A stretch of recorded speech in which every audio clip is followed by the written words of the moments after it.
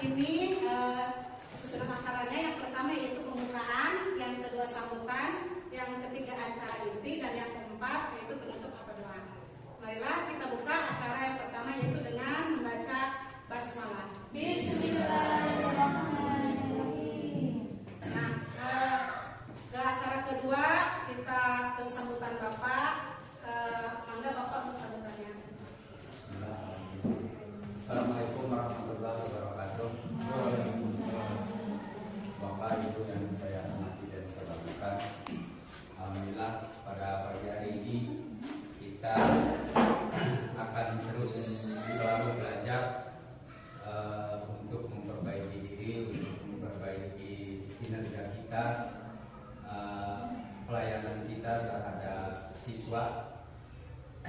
Untuk itu mari kita dukung, kita support untuk rekan-rekan kita yang sedang menjalankan program calon guru penggerak. Pada tema yang kali ini kita akan diskusikan yaitu penguatan budaya positif, ya, atau penerapan budaya positif di sekolah. Nah, apa saja budaya positif di sekolah itu nanti kita simak paparannya. Jika ada hal-hal yang kurang jelas dan hal yang akan ditanyakan, kita bisa ada sesi masukan, kemudian diskusi dan tanya jawab yang akan dipandu oleh Bu Yeyet dan Ibu Nini. Ini sebagai calon guru penggerak angkatan 10.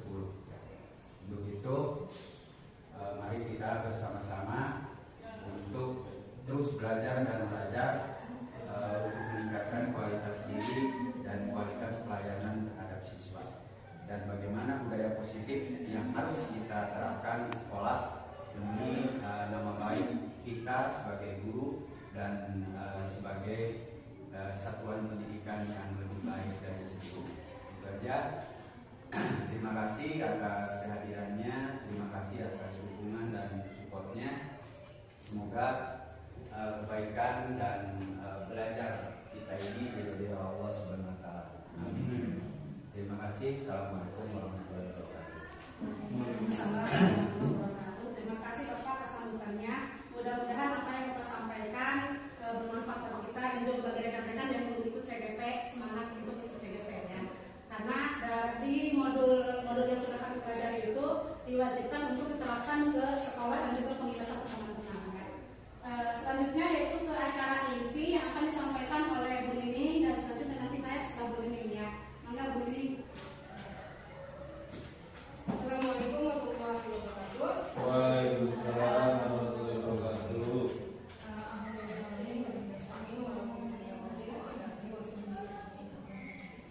Terima kasih kepada rekan-rekan semua yang mau meluangkan waktunya untuk hadir di sini, dan terima kasih kepada Bapak yang sudah mau bersamai kami di sini.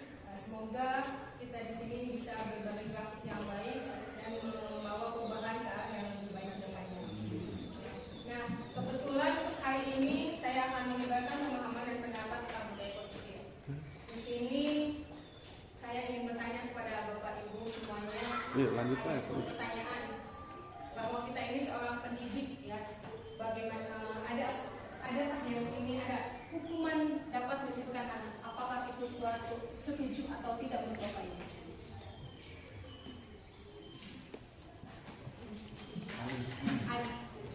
Hukuman dapat mendisiplinkan anak, setuju atau tidak setuju?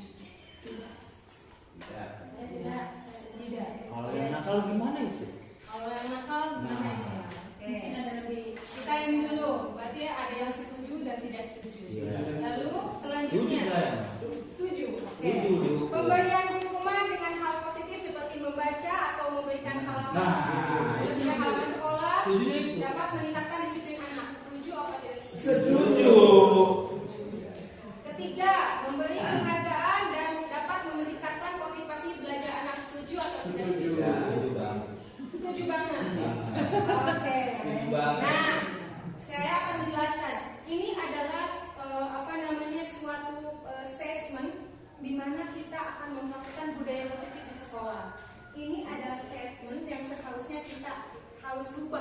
dari sekarang. Kita seorang guru seharusnya tidak menerapkan hal-hal seperti ini di dalam lingkungan kita. Kenapa? Karena ada 5 hal konsep inti budaya positif. Ada 6 hal. Pembelajaran dengan paradigma baru kita akan mempelajari tentang bagaimana ada yang namanya dimensi profil pelajar Pancasila. Dalam dimensi profil Pancasila kita mengenal ada 6. Apa saja? Masih ingat? Masih ingat gak? Yang pertama, beriman dan bertakwa kepada Tuhan Yang Maha Esa dan berakhlak mulia. Yang kedua ada berkebinekaan global, gotong royong, kreatif, mandiri, dan berharap dengan paradigma perubahan pembelajaran yang dirancang berdasarkan diferensiasi, kita akan membedakan mana anak yang berkebutuhan seperti apa yang harus kita tangani. Karena tidak semua anak sama. Anak itu mempunyai keunikan tersendiri. Dan lagi, anak bagaikan kertas yang kosong. Tinggal mereka yang mau mengeksplornya seperti apa, menghiasnya seperti apa. Kita hanya menuntun, mengarahkan, membimbing menjadi manusia yang lebih sempurna lagi depannya. Berdasarkan profil pada Pancasila. Di sini ada miskonsepsi tentang teori kelompok. Apa sih miskonsepsinya? Kayak tadi, ada yang setuju dan tidak setuju. Kenapa ada yang setuju dan tidak setuju? Di sini, kadang kita sebagai guru ya, kita menginginkan anak supaya apa? Supaya mau mengerjakan tugas, supaya ilmu yang didapat lebih baik, kan seperti itu. Apakah anak ini enggak dengan kemauannya sendiri enggak seperti itu? Coba. Kita kan ada beberapa. Karena kita harus seperti ini, seperti itu karena. Tapi kita tidak menanyakan dulu kepada anak. Dia maunya apa? Kebutuhannya apa? Gitu kan? Itu langsung aja. Kadang memberi materi misalkan apa? Langsung aja A, B, C, D. Padahal anak itu mempunyai kebutuhan tersendiri. Ada yang membutuhkan sayang, ada yang membutuhkan ingin dihargai, penguasaan seperti apa. Disinilah kita akan mengubah paradigma itu dengan stimulus respon teori kontrol. Nah, di sini ada, realitasnya respon tentang dunianya.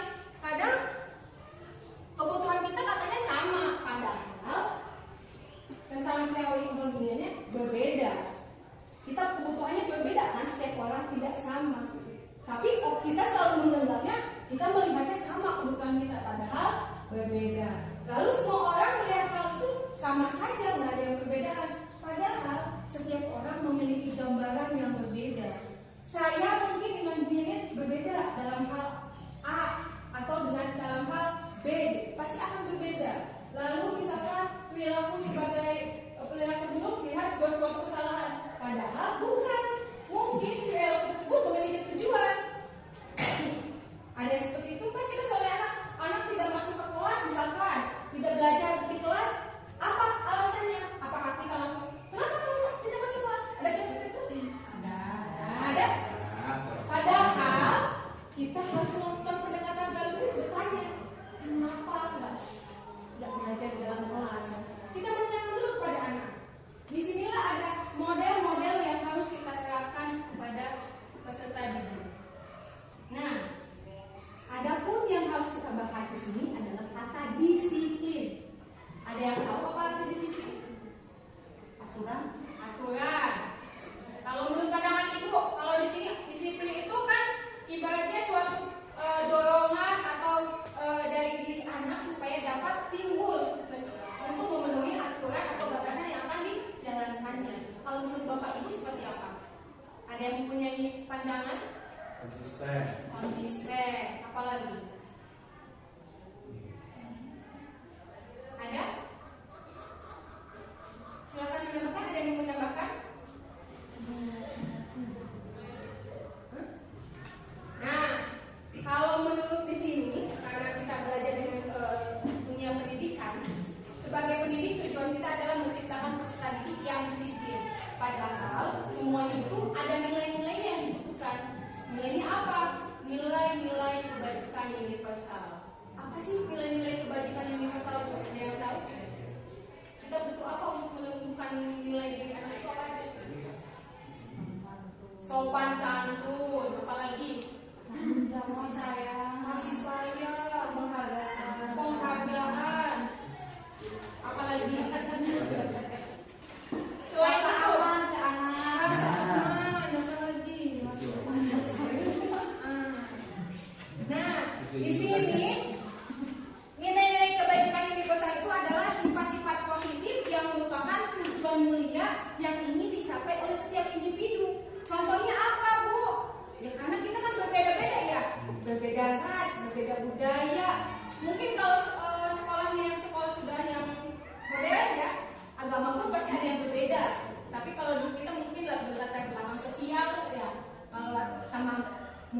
badan daripada fisik ya. Nah di sini menurut ini nilai kebajikan itu adalah menjadi motivasi intrinsik dari peserta didik yang akan dibangun dan akan dicapai supaya dia mencapai tujuannya berdasarkan Dian Gosen tahun 1998. Nilai kebajikan itu akan diambil dari mana? Dari dimensi pelajar Pancasila. Karena semua nilai-nilai kebajikan itu ada di dimensi profil pelajar Pancasila. Kita semua sudah paham kalau dimensi profil Pancasila itu ada 6. Selanjutnya, setiap anak mempunyai kebutuhan dasar. Kebutuhan dasar pada manusia merupakan unsur-unsur yang dibutuhkan oleh manusia dalam menjaga keseimbangan, baik secara psikologis maupun non-psikologis. Seluruh tindakan kita memiliki goal atau tujuannya. Jadi semua itu terbaik untuk memenuhi kebutuhan dasar yang lebih baik. Nah, teori motivasi perilaku manusia ada 3, yaitu motivasi eksternal, internal, sama ada ininya teorinya ada 1 untuk menghindari ketidaknyamanan atau hukuman. Peserta didik tidak nyaman loh sebetulnya teman-teman kalau kita hukum. Mereka merasa seperti tidak aman, tidak ada bayi takut gitu ya. Lalu yang kedua, kadang kita ya kalau ngajar ya, boleh kalian dapat nilai 10 dari bapak akan dikasih ini. Betul tidak? Itu sejenis reward atau misalkan imbalan atau penghargaan. Sebetulnya itu kalau tahapnya sebentar mungkin tidak masalah, tapi kalau berkelanjutan mereka pasti sampai nanti aku dapat nilai 10 pasti aku dapat nilai ini. Jadi nilai yang diambil dari itu bukan karena ingin bukan karena ingin dia nilai 10 karena kemauannya, tapi ingin mendapatkan hadiah. Betul tidak? Bukan belajar ya. Bukan dari dirinya sendiri. Kalau dari dirinya sendiri otomatis dia akan melakukan hal yang terbaik walaupun nilainya tidak mencapai maksimal kalau diri dirinya sendiri. Oleh karena itu kita sebagai pendidik harus bisa mengarahkan seperti apa itu anak maunya kemana. Nih ada 5 posisi kontrol kita sebagai guru. Ini saya mau tanya di antara teman-teman semua di sini ada 5 posisi kontrol, yaitu penghukum, pembuat rasa bersalah, teman, pemantau, dan manajer. Nih, kalau penghukum, kalian dan teman-teman sekarang di sini masuknya kemana? Merasa nggak kalau di kelas aja merasa jadi teman, apa pembuat rasa bersalah, apa menjadi penghukum, atau pemantau, atau manajer? Ayo, coba. Saya ingin bertanya kepada Bu Sulis. Biasanya kalau di kelas, ayo, coba. Saya ingin bertanya kepada Bu Sulis. Biasanya kalau di kelas, Bu Sulis menemukan suatu masalah, Bu Sulis akan menjadi apa? Apa penghukum, pembuat rasa bersalah, apa teman, apa pemantau, apa manajer? Keteman. Nah, seperti apa teman itu kalau menurut Sulis? Contohnya gini ya Bu ya, kalau misalnya saya itu sedang ada permasalahan, saya mendekati anak tersebut, jadi nanti diberi solusi. Ada yang bisa menjadi, adakah yang pernah menjadi penghukum?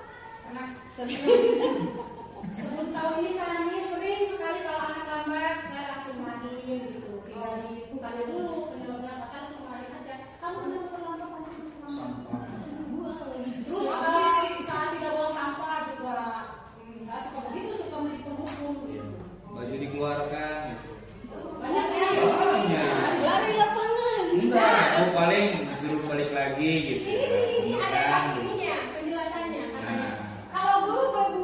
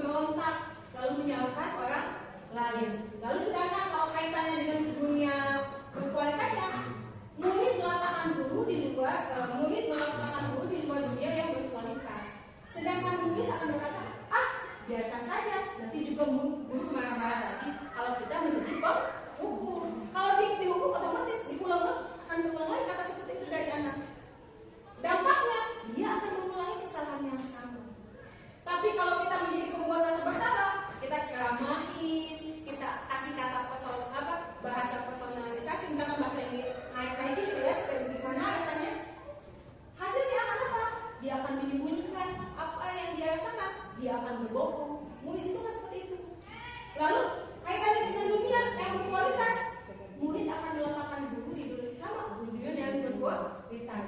Dari dia akan bilang, maaf Bu, maaf Pak, pasti akan seperti itu. Tapi dampaknya merasa rendah diri anaknya. Anak akan merasa seperti itu kalau kita menjadi rasa pembuat bersalah. Sedangkan menjadi teman, dampaknya akan seperti apa? Lemah, tidak mandiri, lalu tergantung. Bentar kita ada Bu Sulis, tenang, nanti ada Bu Resti gitu. Kalau menjadi teman, sedangkan menjadi pemantau akan menitik beratkan pada sanksi atau konsekuensi atau hadiah. Kayak tadi kita memberi nilai 100, tenang, kalau ada yang dapat 100 nanti ibu dikasih pulpen salah satu. Pulpen kan bermanfaat, tapi kalau lama kelamaan dia akan tergantung pada waktu itu. Aku akan dapat pulpen lagi lebih banyak lagi. Tapi kalau hanya rentang waktunya sebentar, tidak masalah. Tapi kalau kita menjadi manajer, kita akan mengajukan pertanyaan-pertanyaan yang sesuai kepada anak. Kita melakukan pendekatan yang baik, maka akan ada evaluasi diri dan bagaimana caranya memperbaiki diri dan mencari solusi. Disinilah posisi kontrol kita sebagai seorang guru. Selanjutnya, nah, kata kayak gini, saya kecewa sekali dengan kamu. Bahasa seperti itu adalah membuat orang merasa bersalah. Kalau guru sudah mengucapkan saya kecewa dengan kamu, itu membuat rasa bersalah. Misalkan, kamu kekasihnya sama ibu, sama, itu membuat rasa bersalah. Atau kamu tidak pernah melakukannya langsung buat itu. Itu kata-kata, contoh kata-kata pernyataan yang kita bisa gunakan kepada peserta didik. Nah, saya mau tanya ini, patuhi aturan saya atau awas, itu masuk kemana itu? Hukum. Nah, betul. Karena kasus apa ada? Awas.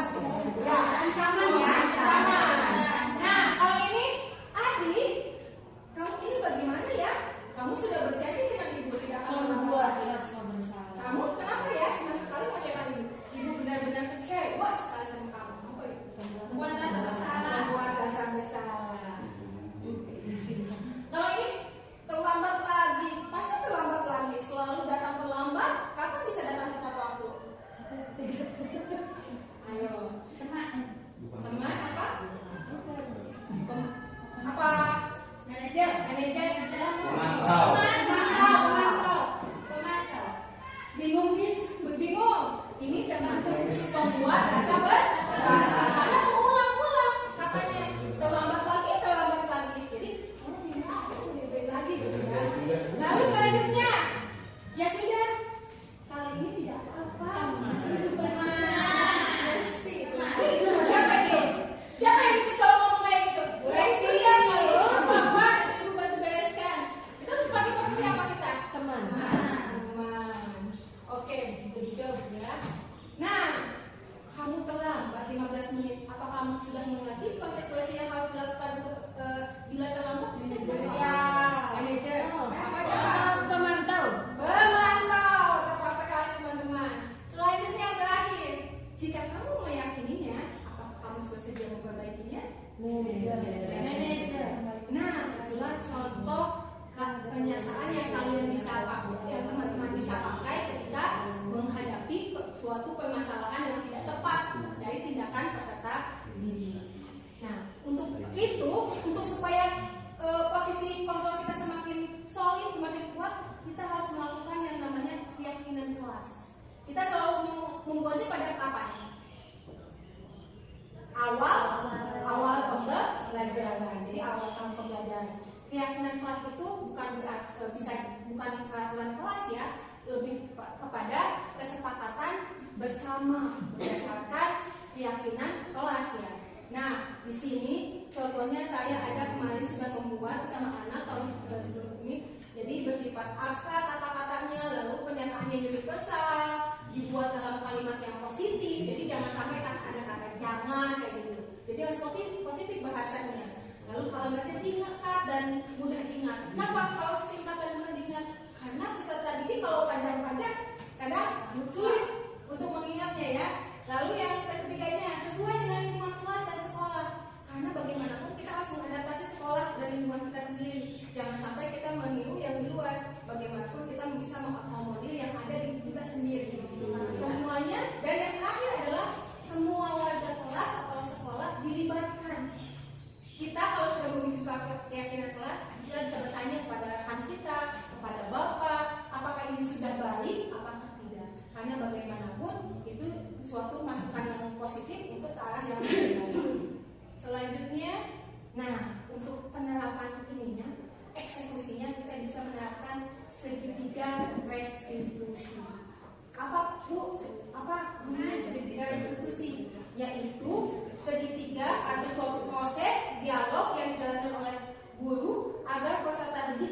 bertanggung jawab dan mandiri. Kita nggak bisa melakukan segalanya harus dari diri kita, tapi harus kembalikan kepada peserta didik. Karena peserta didiklah yang harus memerankan dirinya sendiri supaya dia ke depannya bisa mandiri dan bertanggung jawab. Di sini ada tahapannya dalam segitiga restitusi. Yang pertama, kalau kita menyampaikan menstabilkan identitas. Kalau kita bertanya, pasti kita akan selalu mengucapkan berbuat salah itu adalah hal yang manusiawi, tidak ada manusia yang sempurna. Itu adalah salah satu kata yang kita bisa ucapkan. Selanjutnya, lalu membantu murid untuk mengenali basic need-nya atau kebutuhan dasarnya, yaitu fasilitasi kebutuhan. Terkait murid, kalau saya tadi peserta didik itu adalah yang unik gitu ya, tidak sempurna. Jadi ada yang berbeda gitu ya. Jadi kita harus mengenali dasar kebutuhannya seperti apa. Jadi harus pendekatannya seperti apa ke anak, harus berbeda-beda, tidak bisa disamaratakan. Kita bisa bertanya, kamu bisa saja akan melakukan hal yang buruk, tapi kamu tidak melakukannya kan? Jadi pendekatannya enak ke anaknya. Dan yang terakhir, tak lupa menanyakan keyakinan. Keyakinan seperti apa? Kesalahan yang dihubungkan dengan norma sosial dan nilai-nilai yang mendasari berinteraksi dengan orang lain. Karena bagaimanapun kita seorang guru bisa berkata apa nilai yang kita percaya di kelas atau sekolah kita. Nilai-nilai apa, kebajikan universal apa yang kita sepakati. Ini adalah salah satu contoh kemarin saya menemukan kasus kepada peserta didik. Bisa dilihat, ini adalah kasus. Kita tahu Video. ya, betul.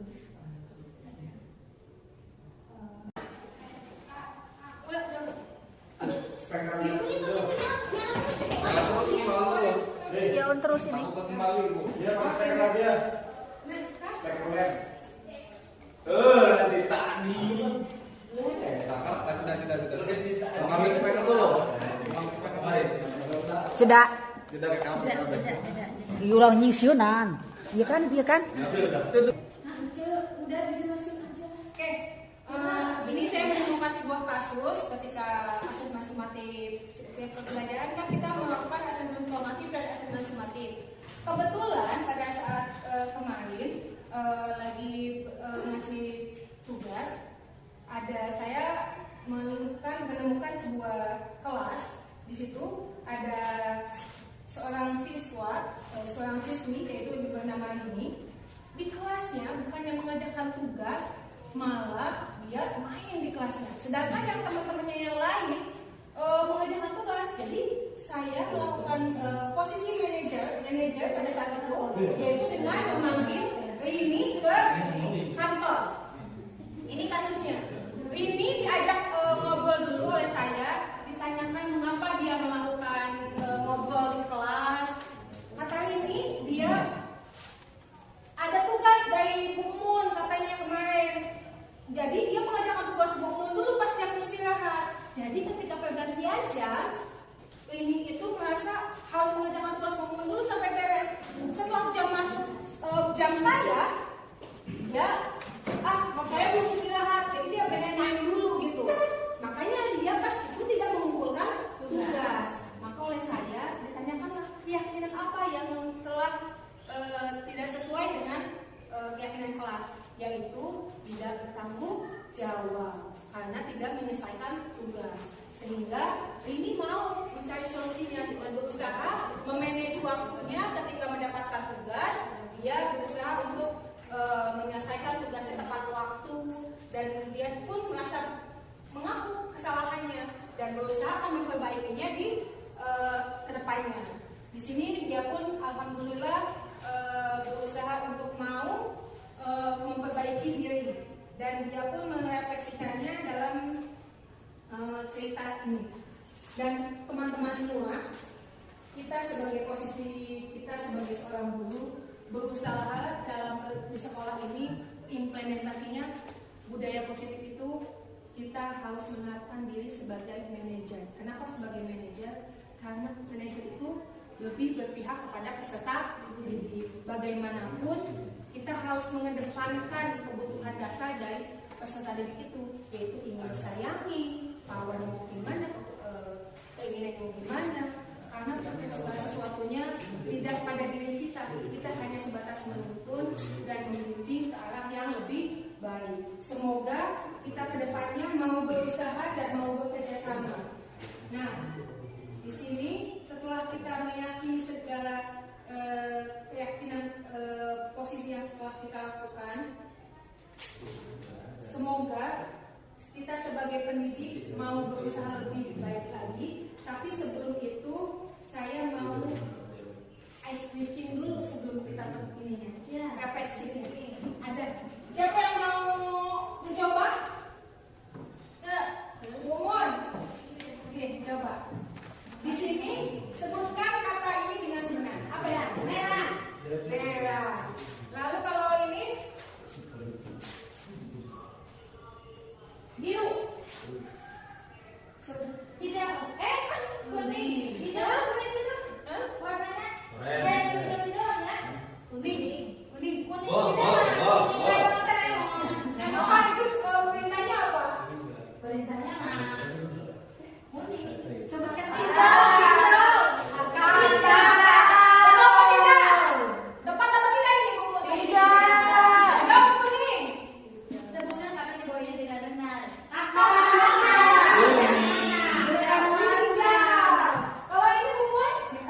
Hijau.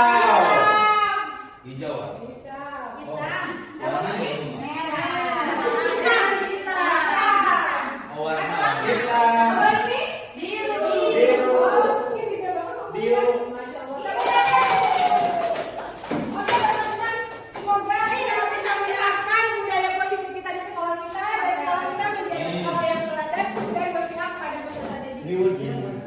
Dan semoga dengan ini menjadi pembelajaran buat kita bersama bahwa segala sesuatunya budaya positif itu lebih baik dan bagaimana kita menerapkannya kepada anak untuk menjadikan anak menjadi yang prospek terbaik di masa yang akan datang. Terima kasih. Saya tutup dengan wabillahi taufiq wal hidayah. Wassalamualaikum warahmatullahi wabarakatuh. Habis aku lain jadi mau aku kan ada MC mau yang enggak yang lainnya editnya. Oh iya pertanyaan. Terima kasih atas pembukaannya Bu Nining. Mari kita buka sesi tanya jawab ya. Apa yang belum dipahami atau masih ada unek-unek silakan ditanyakan. Saya batasi penanyanya cukup 2 orang saja ya karena waktunya hampir habis. Saya mau tanya. Ya, silakan Mumun. Berkenaan dengan penerapan budaya positif, ya saya mau bertanya kepada Ibu Nining, yaitu berkaitan dengan nilai-nilai kebijakan apa yang terpenting dalam hidup. Nilai-nilai kebajikan. Nilai-nilai kebajikan apa yang paling terpenting dalam hidup? Nilai kebajikan yang paling terpenting dalam hidup, kalau menurut saya lebih kepada diri kita sendiri, bagaimana kita menerapkan kejujuran, rasa tanggung jawab, dan rasa menghormati dan menyayangi orang. Bagaimanapun kalau kita sebagai diri pribadi yang baik, otomatis harus kebajikan yang kita lakukan yang harus kita terapkan.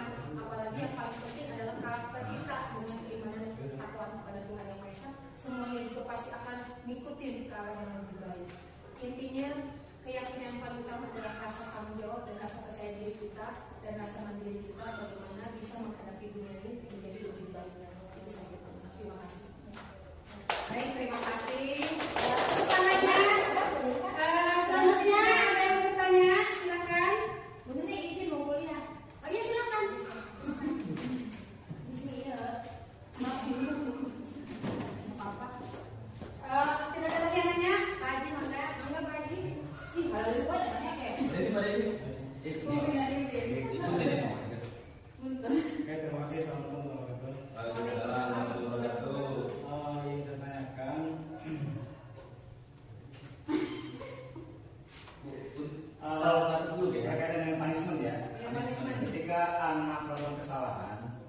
kira-kira punishment apa yang pas cocok buat anak?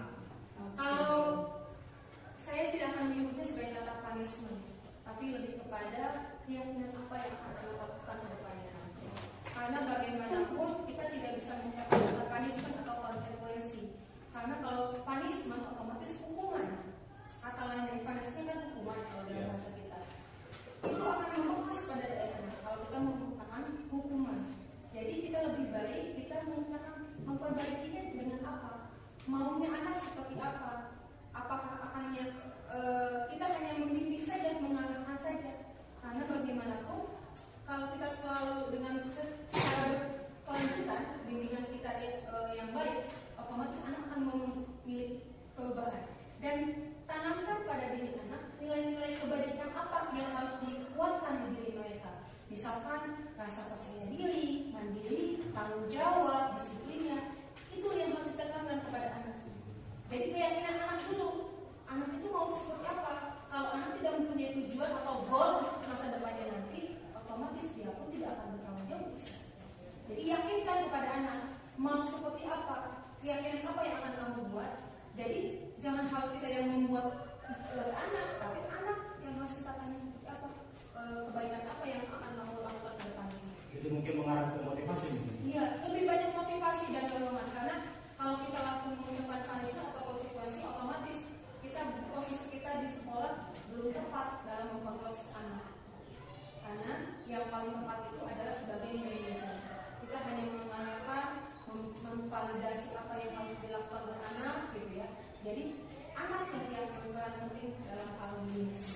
Jadi ketika anak kesalahan terus melakukan misalkan hukuman yang mendidik lah, gitu kan? Seperti misalnya membersihkan toilet, gitu kan?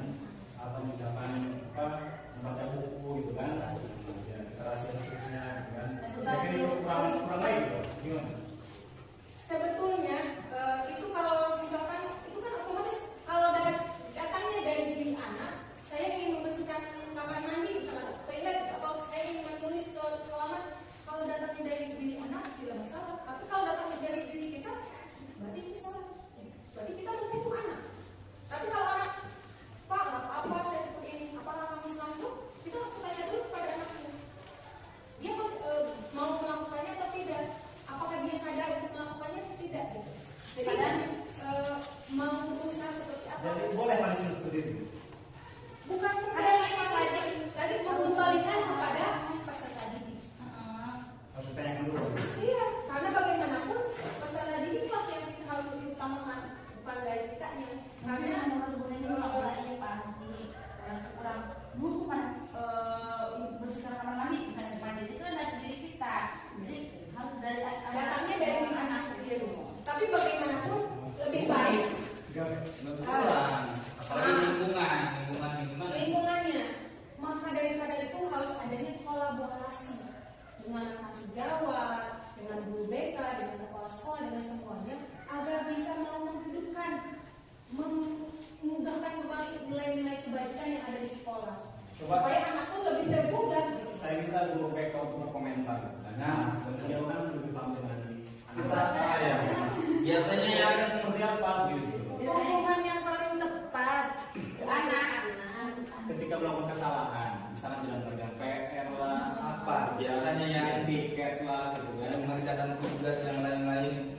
Hanya kata Bu Dini kan sekarang nggak boleh main kekerasan ya, tidak boleh memukul secara fisik, lebih ke memberikan motivasi yang lebih baik gitu. Jadi mengarahkan gitu kan, kita udah berusaha yang terbaik buat anak, memberikan motivasi. Kalau misalnya si anak itu tidak mau mengerjakan, tidak mau memperbaiki dirinya, nah di situ kan kita ada fungsi kerjasama dengan orang tua, dan kita sama-sama dengan orang tua berkolaborasi juga sama orang tua. Kalau misalnya masih terjadi seperti perilakunya, kita sudah motivasi, kita sudah kolaborasi, apakah seperti apa nanti gitu kan? Nanti dari luar juga pandang ini guru menurut apa tidak? Munculnya begitu ya? Tahapannya seperti apa? Nah, itu yang jadi intinya adanya disiplin positif ini gimana cara guru untuk menanggapi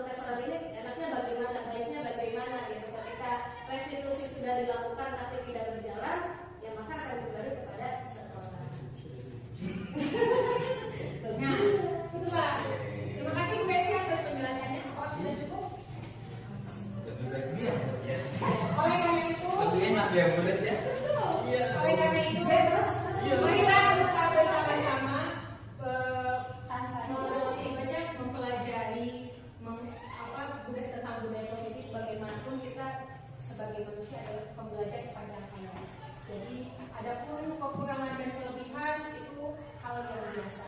Jadikanlah sesuatu masukan yang positif agar menjadi lebih baik. Terima kasih. Apakah ada yang lain lagi? Kembali ke Kalau tidak ada, terima kasih Bu Nining. Alhamdulillah sudah puas ya. Alhamdulillah acara kita sudah selesai dan kita tutup dengan membaca hamdalah. Bapak Jal, pos dulu. Oke. Udah, ya, ngopi-ngopi dulu. Break.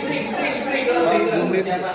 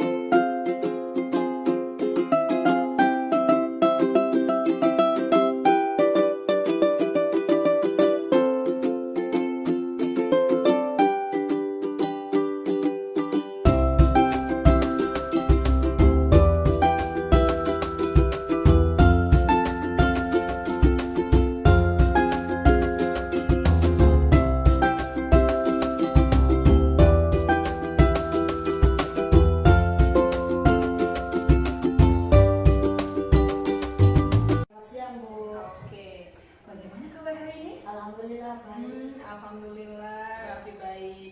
Oke, Rafi tahu nggak alasannya Rafi dipanggil Bu Guru ke sini? Ya Bu, Rafi tahu karena Rafi tadi ulangan mencontek jawaban Agus. Waduh. Apakah Rafi tahu kalau melihat jawaban saat ulangan itu merupakan perbuatan yang tidak tepat? Dia tahu Bu, tapi salah. Oh, salah ya. Berarti Rafi melakukan kesalahan. Semua orang pernah melakukan kesalahan dan itu hal yang manusiawi. Termasuk ibu guru juga. Ibu guru juga pernah melakukan kesalahan dan ibu tidak akan menyalahkan Rafi untuk hal itu. Dan ibu tahu mungkin Rafi ada alasan kenapa melakukan hal itu. Nah, selanjutnya coba Rafi cerita dulu sama ibu. Kenapa sih sampai Rafi mencontek? Tadi malam Rafi nggak belajar Bu. Oh, nggak belajar. Iya. Kenapa nggak belajar? Main game di HP. Sampai jam berapa main gamenya? Jam 10 itu Bu. Oh, sampai jam 10. Iya. Jadi lupa untuk belajar, Iya, langsung lupa. tidur aja ya? Iya. Oh, Masya Allah. Jadi ceritanya Rafi kasihkan main game sampai lupa belajar, ketiduran aja Iya. udah main game. Oh, jadi nggak akhirnya pas mengerjakan ulangan mencontek sama Agus. Waduh. Oke, tapi tahu nggak, masih ingat nggak soal keyakinan kelas yang kita sepakati bersama sebelum Iya Bu, ulangan? masih. Keyakinan kelas apa yang harus kita lakukan? Jujur Bu. Oh, jujur. Nah, dengan mencontek orang lain, apakah Rafi sudah menerapkan kejujuran dalam diri Rafi? Belum. Oke, kejujuran itu sangat penting buat kita karena dengan kita jujur berarti kita percaya diri. Sekarang yang akan Rafi lakukan untuk tidak mencontek lagi gimana? Belajar Bu. Belajar. Lalu apa lagi? Mengerjakan jawaban sesuai kemampuan sendiri. Oh, sesuai kemampuan sendiri. Terus sudah itu Rafi akan memulai dengan hal apa? Mulai belajar hari ini. Dengan memulai belajar hari ini. Dan kalau main game sesuai waktunya ya? Iya. Nah, kedepannya semoga Rafi dapat mentaati aturan yang telah kita sepakati berdasarkan keyakinan kelas yang kita buat bersama. Nah, terima kasih ya Rafi sudah mau ngobrol sama ibu di sini. Semoga Rafi kedepannya lebih baik lagi dan tidak mengulangi kesalahan yang tadi. Selalu jujur dan bertanggung jawab ya. Oke, terima kasih Rafi. Sama-sama. Silahkan kembali ya. Oke, maaf ya. Assalamualaikum warahmatullahi wabarakatuh. Perkenalkan, nama saya Rafi dari kelas 8E. Alhamdulillah saya senang sekali bisa diajak berdiskusi oleh Ibu Nining untuk menyelesaikan masalah yang saya hadapi. Kedepannya saya akan lebih jujur dan bertanggung jawab dan percaya diri, serta saya tidak akan begadang main game. Terima kasih Bu Nining.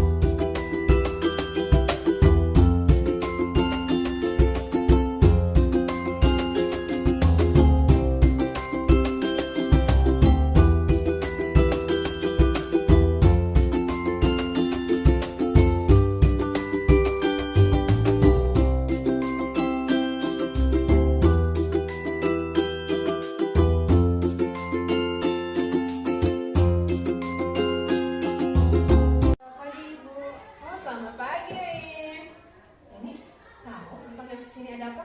Mungkin belum mengerjakan tugas, Bu. Kenapa nih belum mengerjakan tugas? Karena Rini bosan dan kesal waktu jam istirahat. Rini mengerjakan tugas dari Bu Lita, sehingga malas mengerjakan tugas dari Ibu. Waduh. Oke. Sekarang ini tahu kalau kita semua pernah melakukan kesalahan dan Ibu tidak akan marah sama ini. Mungkin ini melakukan itu karena yang tadi kan karena ini kesal dan bosan di kelas ya, karena sudah mengerjakan tugas dari Ibu Lita pas ada jadwal Ibu. Oh jadi ini pengen main ya? Iya, Bu, main. Oke. Kamu masih ingat keyakinan kelas kita? Masih, Bu. Wow, kalau masih ingat, kira-kira yang sesuai dengan keyakinan kelas yang belum kamu lakukan yang mana? Selalu bertanggung jawab. Oh, berarti belum bertanggung jawab ya? Belum. Oke. Nah, solusinya gimana untuk masalah ini? Pertama, Rini meminta maaf karena nggak mengerjakan tugas dari Ibu. Yang kedua, Rini akan mengerjakan tugas dari Ibu Lita sesuai waktunya, Bu. Dan yang ketiga, besoknya Rini akan mengumpulkan tugas dari Ibu. Oke. Nah, sekarang kedepannya ini berusaha untuk bertanggung jawab dan manage semua kegiatan ini, dimulai dari istirahat, mengerjakan tugas dan sebagainya. Ibu mohon maaf sudah mengganggu waktu istirahatnya. Iya, Bu. Oke, terima kasih ya. Iya, Bu, makasih. Semoga kita lebih baik ke depan dalam pembelajarannya ya. Jangan lupa kalau ada apa-apa ngobrol sama ibu ya. Oke, terima kasih Rini. Iya, Bu, sama. Assalamualaikum warahmatullahi wabarakatuh. Nama saya Rini dari kelas 8E. Alhamdulillah saya senang sekali bisa diajak diskusi oleh Bu Nini menyelesaikan masalah yang saya hadapi. Saya akan berusaha selalu bertanggung jawab untuk mengerjakan tugas tepat waktu, dan saya akan berusaha menjadi pribadi yang lebih baik dengan sesuai kemampuan saya. Terima kasih Ibu Nini. Wassalam. Assalamualaikum warahmatullahi wabarakatuh.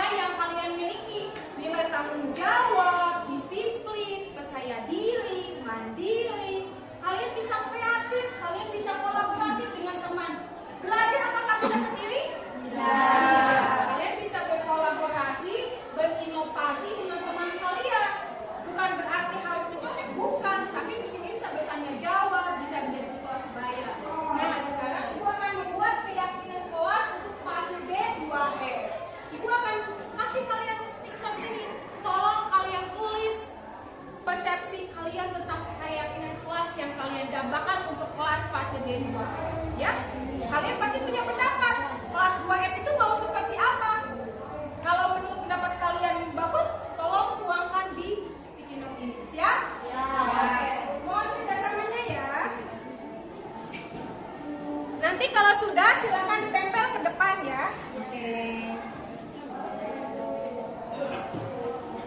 Jangan lupa yang ditulisnya itu yang bagian ininya ya, depannya ya.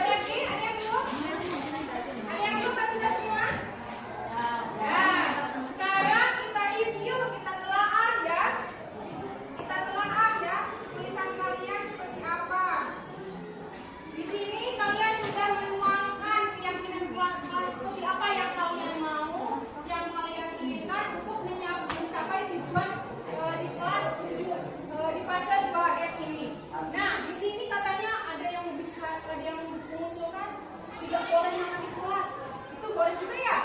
Nah, ada juga yang harus datang tepat waktu. Ada yang tulis di sini katanya harus bersih, kalau datang tepat waktu, tidak boleh makan di kelas. Jadi sama dengan yang tadi ya. Ada lagi yang mana nih? Nah, harus menjaga lingkungan sekitar dan mematuhi peraturan sekolah. Selanjutnya ada lagi nih, tidak boleh bullying atau perundungan. Harus saling bermain bersama. Ada lagi apa lagi yang beda? Tidak boleh main HP di saat jam pelajaran. Itu. Ada lagi, jangan membuang sampah di kelas. Harus punya attitude katanya. Apa attitude ya? Tiga laku yang baik. Melaksanakan tiket kelas. Apalagi yang beda mana? Disiplin, mengerjakan PR. Harus saling menyayangi, betul. Menjalankan tugas sesuai dengan bagiannya, betul juga. Nah, dari semua keyakinan kelas yang ada di depan, yang kalian bikin ya, yang kalian buat, apakah ada keluar dari dalam diri kalian apa dari teman? Dari dalam diri sendiri. Kalau keluar dari dalam diri kalian sendiri, ibu harapkan nanti pas pelaksanaannya kita akan membuat ini, akan kita hias, akan kita kasih hiasan aksesoris di ininya di kertas atau di apa gitu ya. Lalu kita tempel di dinding dan kita terapkan bahwa keyakinan kelas bersama kita itu akan kita jalankan dengan sepenuh hati, ya. Betul tidak? Betul. Kalau ibu tidak akan meminta kalian itu seperti apa tidak. Bagaimanapun itu kembali pada diri kalian, bagaimana kalian mau menerapkan keyakinan kelas bersama. Karena keyakinan kelas ini tak akan terjadi, tak akan terlaksana, tak akan sukses kalau semuanya tidak bekerja sama. Ya, contohnya datang tepat waktu, mau 10 menit, misalkan datang tepat waktu 10 menit sebelum bel dibunyikan. Lalu atau sebelum masuk kelas. Ada lagi satu tadi, ada yang tidak boleh makan di kelas lagi. Apa? Makan di luar kelas dan di dalam kelas. Apa lagi tadi? Saling menyayangi dan menghormati. Berarti tidak ada yang namanya bullying atau perundungan. Karena itu tidak baik ya. Karena bagaimanapun kita harus menghargai orang lain dan menyayangi orang lain. Nah, semoga saja keyakinan kelas yang kita buat bersama bisa dipakai, bisa diterapkan dengan baik-baik. Dan ibu harapkan kolaborasi kita, kerjasama kita untuk mewujudkan sekolah budaya masyarakat yang baik, keyakinan kelas yang baik, semoga selalu berkelanjutan. Jangan hanya di sekolah saja kalian taat peraturan atau dengan keyakinan kalian, tapi di rumah pun kalian melakukannya dengan mematuhi orang tua kalian, membantu orang tua kalian. Ya seperti itu juga sama dengan keyakinan di rumah. Ini di sekolah keyakinan kelas, di rumah pun ada. Jadi tolong kita sama-sama meyakini bahwa sesuatu yang baik bila dilakukan dengan baik dan dilakukan pembiasaan secara berkelanjutan, jadi terus menerus, jangan hari ini saja. Bisa ya? Semoga bisa ya. Bisa.